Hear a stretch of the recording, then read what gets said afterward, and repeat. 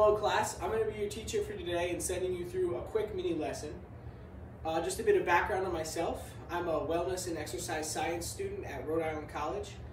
My favorite part about being a student of wellness and exercise science is learning about all the different methods and philosophies of exercise science. After graduating, I plan on becoming a collegiate strength and conditioning coach. If I had to give any advice to a student who's looking on going to college and in the world beyond, I would say don't be afraid to ask for help.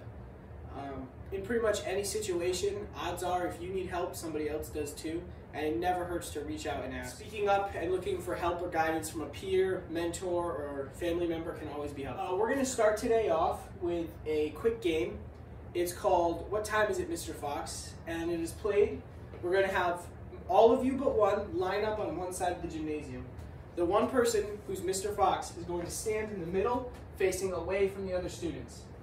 The fox will then call out what time it is, and based on what time he says, the students will advance forward that many steps, but he can't look back and see how close they are.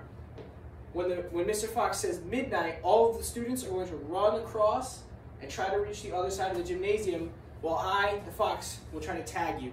If you are tagged, you join the fox in the middle, and you help him on the next round. After finishing up that game, we'll move on to our second activity, which is going to be a little bit more difficult and higher intensity. We're going to have exercise stations set up. There's going to be 5 stations. Station 1 will be jumping jacks.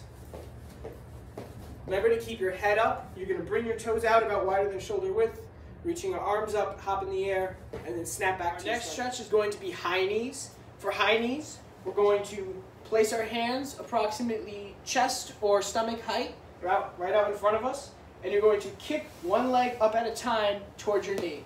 You're going to alternate as quickly as you can. Our third station will be skater hops. To do a skater hop, you'll stand on one point in the line, balancing on one foot.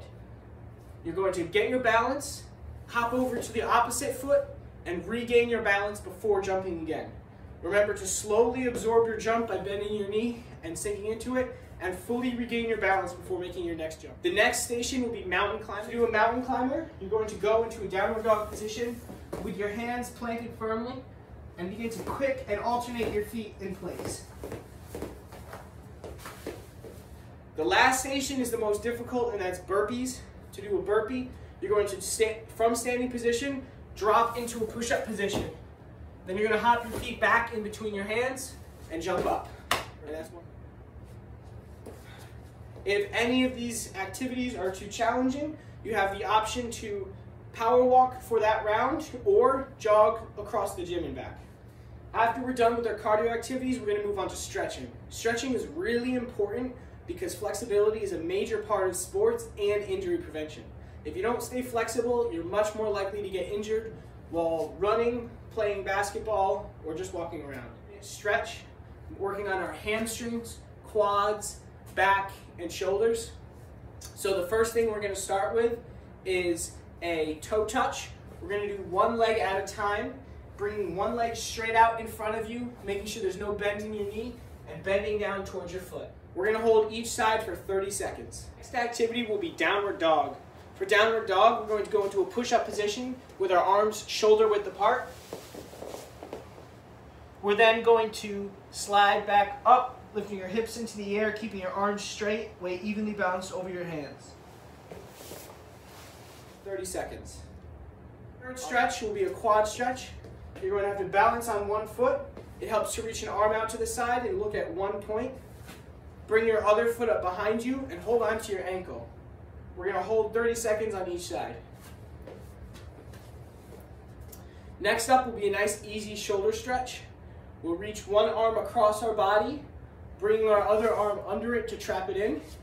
Look toward the shoulder that is being stretched and breathe into it. We'll hold this for 30 seconds per side. Our last stretch will be a lat stretch. You're going to bring your arms up overhead and grab the opposite wrist with one arm. You're then, keeping your legs firmly planted and straight, going to lean over, pulling this arm up and past. And we'll hold each side for 30 seconds. So a warm-up and stretching is one of the most important parts of exercise because without it, we can get injured, which will prevent us from exercising even more. Think of a warm-up as review before a test.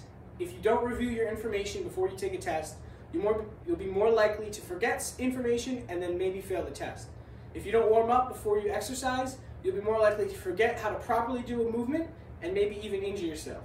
Exercise is one of the most important and fun parts of health. Just make sure you warm up and stretch after each exercise and you'll have a good time. Thank you.